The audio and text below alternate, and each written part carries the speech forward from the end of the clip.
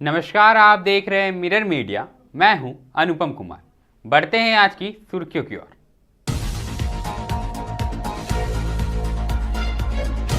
हजारीबाग में अपराधियों का तांडव, 36 घंटे में फायरिंग, डकैती और आगजनी से थर्राया इलाका।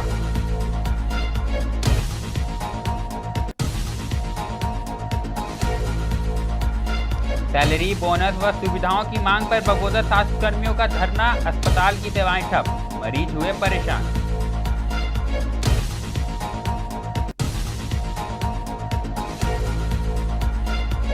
कार में पुलिस का स्टिकर और सायरन बत्ती लगाकर रौब झाड़ता था युवक। हजारीबाग में वाहन सहित चालक गिरफ्तार।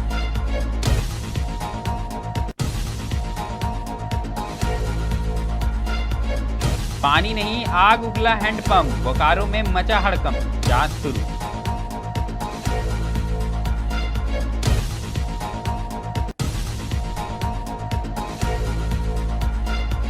पाकुड़ में बेटे से तंग पिता ने खुद की बाइक को लगाई आग, लंबे समय से चल रहा था विवाद, उसके बाद उठाया यह कदम।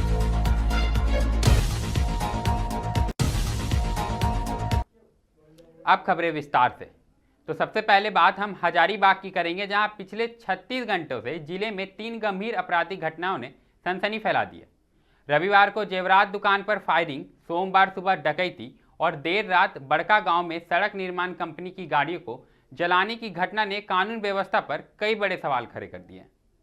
सोमवार रात बड़का गांव के जोराकाट में सड़क निर्माण में लगी पूजा इंटरप्राइजेस की 7 गाड़ियों को करीब 35 हथियारबंद अपराधियों ने आग के हवाले कर दिया। मजदूरों से मारपीट के बाद अपराधी फरार हो गए। इन गाड़ियों में जेसीबी, ट्रक, ग्राइंडर, ट्रैक्टर और पिकअप वैन शामिल है।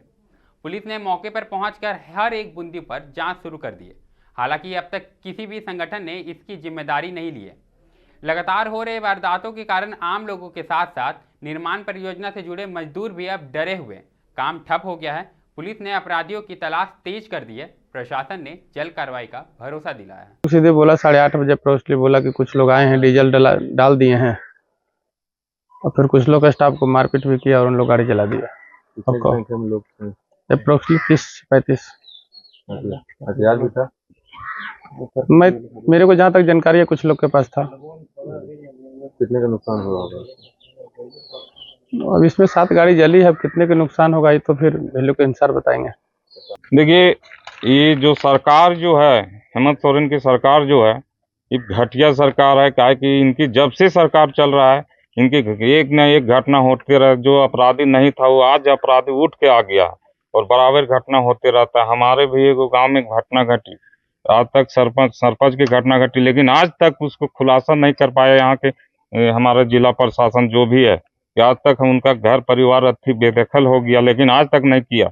और बराबर कल हजारीबाग में घटना घटती है, परसों टंडवन घटती है, और आज हमारे जोराकाट में विकास के काम हो रहा था। चरही से ये बादम की रोड बन रहा था, इसमें भी विनाश।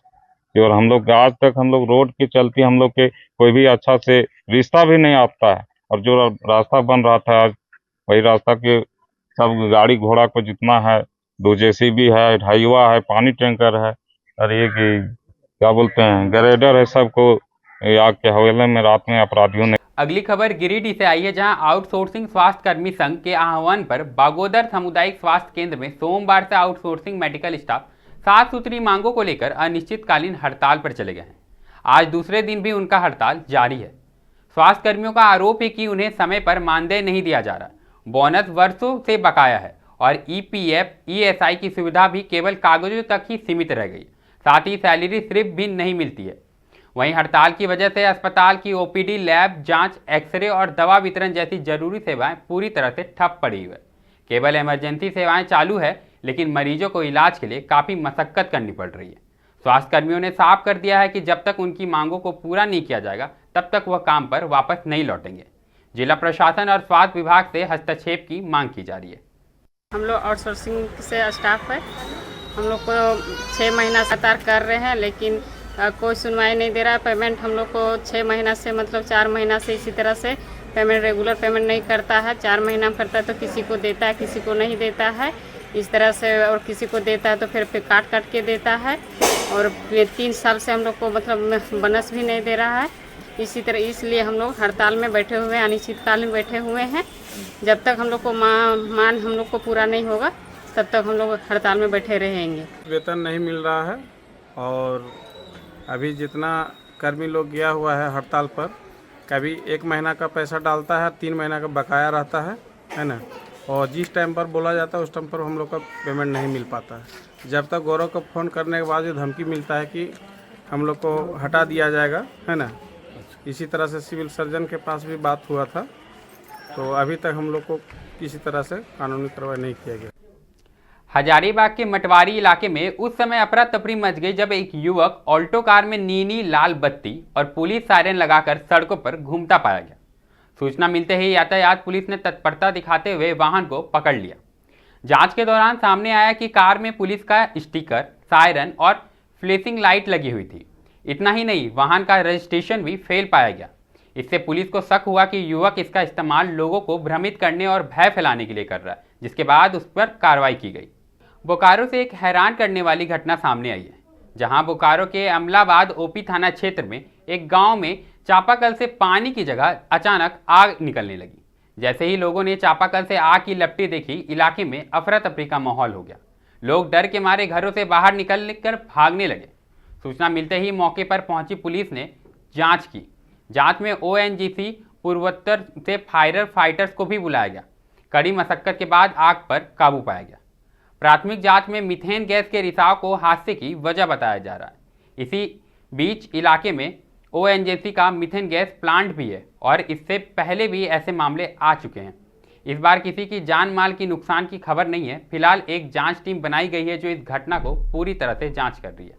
अब रुख पाकुड़ का करेंगे, जहां हिरनपुर में उस वक्त सनसनी फैल गई जब एक गुस्साए पिता ने सरेआम अपनी ही मोटरसाइकिल को आग के हवाले कर दिया। कुछ ही मिनटों में बाइक जलकर खाक हो गई और मौके पर अफरा तफरी का माहौल हो गया। प्रत्यक्षदर्शियों के मुताबिक पिता अपने बेटे की आदतों से लंबे समय से परेशान था। रोज रोज की कलह और तनाव से उन्हें इस कदर तोड़ दिया कि गुस्से में अपनी बाइक को ही जला डाली। ग्रामीण हैरान है कि कोई पिता इस हद तक कैसे जा सकता है। फिलहाल गांव में इस घटना को लेकर चर्चा जोरों पर है। खबरों के दौर में फिलहाल इतना ही। ऐसी तमाम खबरों से हम आपको अपडेट कराते रहेंगे। देखते रहे मिरर मीडिया।